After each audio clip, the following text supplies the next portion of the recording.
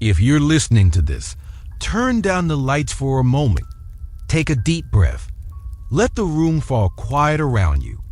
What I'm about to tell you isn't a ghost story or some exaggerated campfire tale meant to get a cheap scare. This really happened. I wish it didn't. My name's Roger, and 3 years ago on Halloween night, I came closer to dying than I ever have in my life. Closer than I want to think about, even now. You see, I used to love Halloween. The smell of carved pumpkins, the sound of kids laughing on the street, that strange comfort of a cool October breeze rolling through the neighborhood. It was always my favorite night of the year, the one evening when it was okay for the world to be a little dark, a little weird. But after that night, I can't enjoy it anymore. Because for me, Halloween isn't about costumes or candy or horror movies. It's about the night a stranger decided that Asterisk my house would be his target. And if the police had been 5 minutes later, you probably wouldn't be hearing this story at all. So sit back if you can. Try to relax. I'll tell you everything exactly as it happened. The knocks, the silence, the sound of glass breaking, the way my heart felt when I realized I wasn't just dealing with a thief. Because sometimes the scariest things don't live in the shadows or haunt old houses. Sometimes they walk right up to your door and knock. I still remember the air, sharp, cold, clean. The kind of October night that makes the neighborhood seem smaller, quieter. The trees were almost bare, their branches bending under the wind. Every few seconds, a gust would scatter dead leaves across the driveway, making that soft scraping sound that never quite stops once you notice it. My girlfriend, Claire, was out of town visiting her sister that weekend. We'd moved into our house just the year before, a small 2-story place on the edge of town, a good 20-minute drive from the nearest busy street. Back then, I liked the solitude, the peace, the fact that you could stand outside at night and hear nothing but crickets and the occasional car in the distance. That Halloween, I'd taken the day off work. I set out a few decorations, nothing fancy, just a carved pumpkin, some orange lights along the porch railing, a plastic skeleton hanging from a hook. The kind of setup that said, yes, we're home. You can knock. I spent the evening like anyone else. A steady stream of trick-or-treaters came and went. Some shy, some loud, all polite. Around 9, the flow started to die down. By 10, the street lights had that lonely, empty glow that always comes when the night finally exhales. Inside, I made myself a drink and turned on an old horror movie, The Thing. I think. I wasn't really watching it. I was half scrolling through my phone, half eating leftover candy from the bowl on the coffee table. My brain was winding down. It's strange. I can replay that night moment by moment, and there's nothing unusual about any of it. Nothing to suggest that anything was coming. Until the knock. It was faint, 3 dull taps against the side door. Not the front, but the one that led out toward the garage. I froze for a second, thinking I'd imagined it. Then I heard it again. Trick or treat. I called, half joking. No answer. I got up, walked over, and flipped on the porch light. The small window on the door showed nothing. Just the shadows of the yard, the faint outline of the fence. I opened it a few inches, expecting to see kids hiding, or maybe some teenagers playing a prank. Nobody was there. The wind hissed through the trees. The motion sensor light clicked on and illuminated the driveway empty.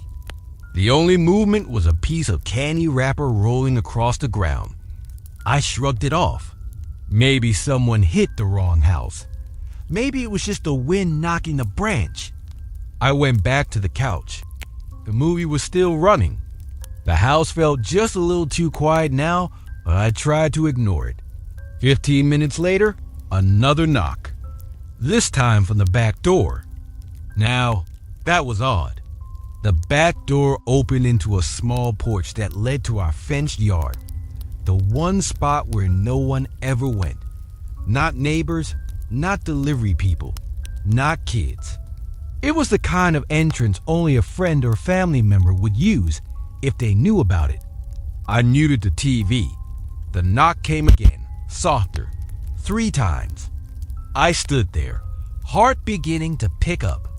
When I moved to the kitchen, I noticed the doorknob turn just slightly. A slow, careful motion, like someone was testing it. That's when I felt it. The unmistakable primal signal that something isn't right. I edged closer to the window that overlooked the porch and peeked out through the corner of the curtain. A man was crouched near the door. He was wearing dark clothes, jeans, a heavy jacket, and a cracked white Halloween mask that was pushed up onto his forehead. His hair was messy, his face half hidden in shadow, and in his hand was a crowbar. He wasn't rushing. He wasn't looking around nervously. He was calm, deliberate, like he'd done this before. I froze. My brain tried to make sense of it. Maybe a drunk. Maybe someone breaking into the wrong house. But deep down, I already knew it wasn't random. He knew what he was doing. I ducked below the window, my pulse hammering in my ears. The man hadn't seen me yet, or at least I didn't think so. My first instinct was to grab my phone. It was still on the coffee table in the living room. I crouched low and moved fast, each step feeling louder than it should have. The floor creaked once, and I froze. When I reached the phone, my hands were shaking. I dialed 911, whispering before the operator could even finish her greeting. "There's someone at my back door. He's trying to get in." The operator's voice was calm, controlled. She asked for my address, for a description. I kept glancing over my shoulder toward the kitchen. "He's wearing a mask. He has a crowbar. Please, he's testing the door." "All right, Roger, listen to me," she said softly, like she'd done this 100 times. "Officers are on the way. Don't try to confront him. Go somewhere safe and stay quiet. Can you lock yourself in a room?" I nodded even though she couldn't see me. "Yeah, upstairs." "Good. Take your phone. Stay on the line." As I crept toward the stairs, the sound came again, the metallic rattle of the doorknob. Then a slow scrape like metal dragging across wood. He was prying at the lock. I climbed the stairs 2 at a time, moving as quietly as possible. The house felt alive with sound now, every creak, every rustle amplified. My heart felt like it was in my throat. From the landing, I could see the back door through the window by the kitchen. The man had crouched lower, almost kneeling, using the crowbar to probe at the edge of the frame.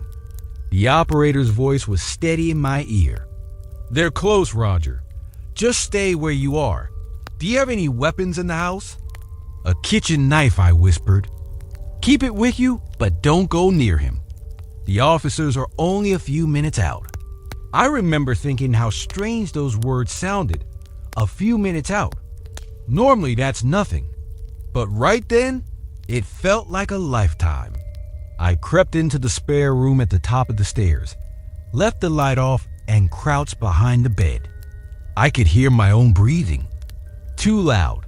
I pressed the phone closer to my ear, trying to focus on the calm rhythm of the dispatcher's voice.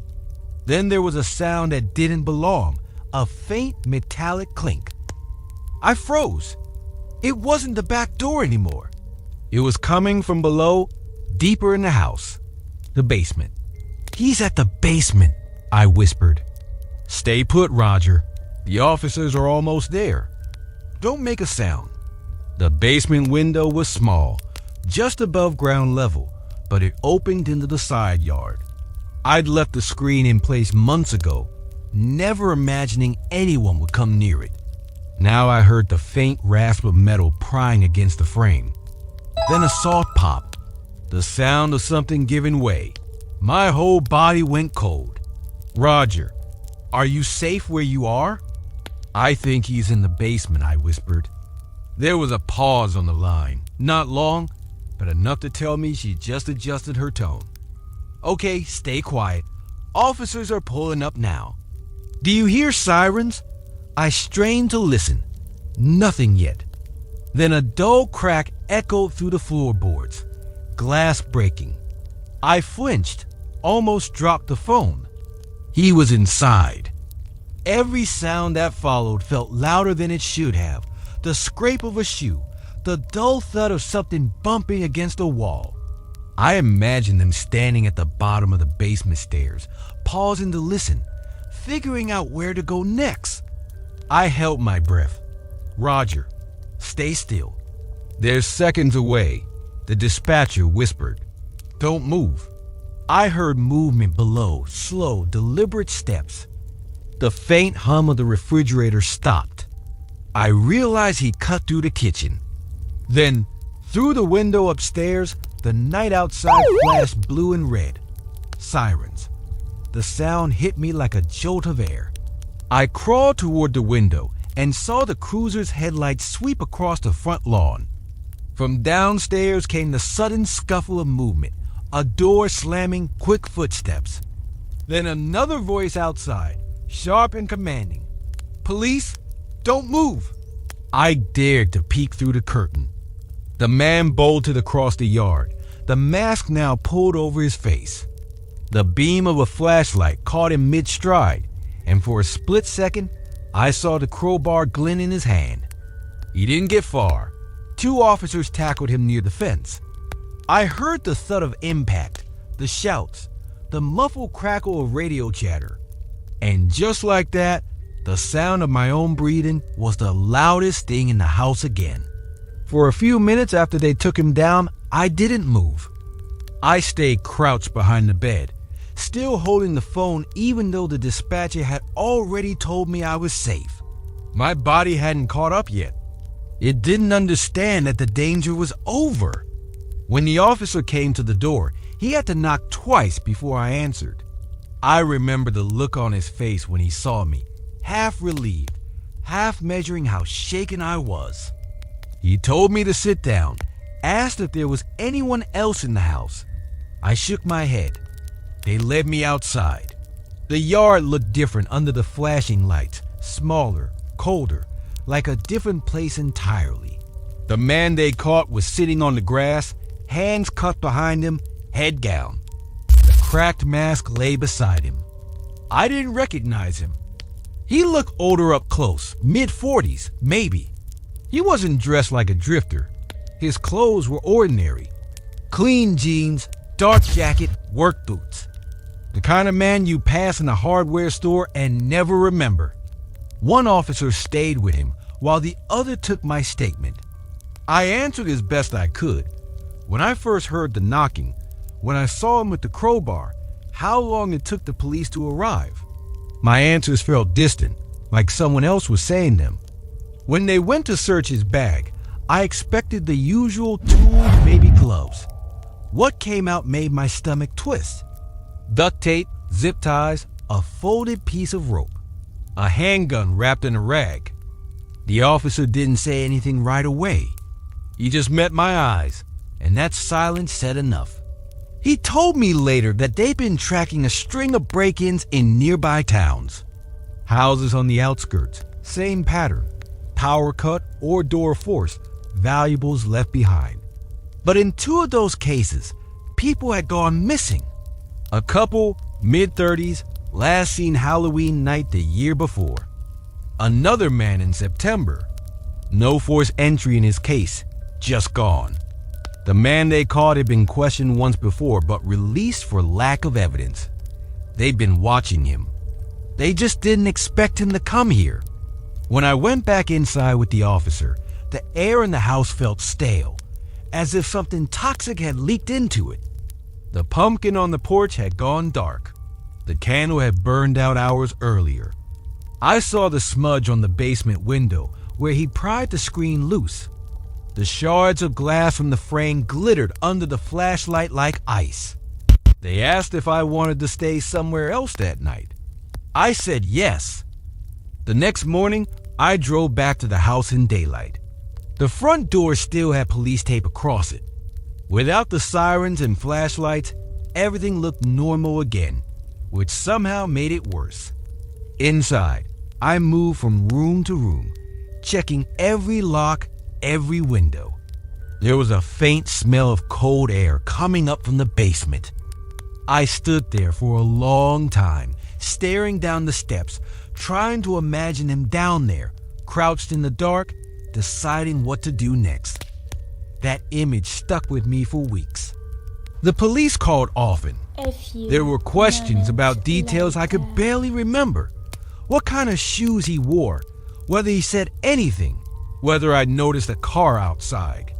Each call reopened the same feeling, that thin edge between being fine and being gone. For months afterward, I woke up at the smallest noises. A creak in the floor, a knock in the pipes, the wind against the siding. Every sound was a reminder of what almost happened. Claire came back 2 days later. I didn't tell her everything right away. I tried to describe it like an interruption, like it was something finished. But the way she looked around the house told me she understood more than I said. Halloween came again the next year. I didn't decorate. I left the porch light off.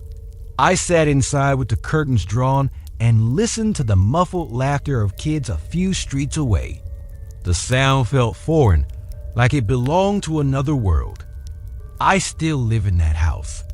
I fixed the basement window myself, replaced the locks, added cameras, alarms. I tell myself it's safe now. Most nights I believe that.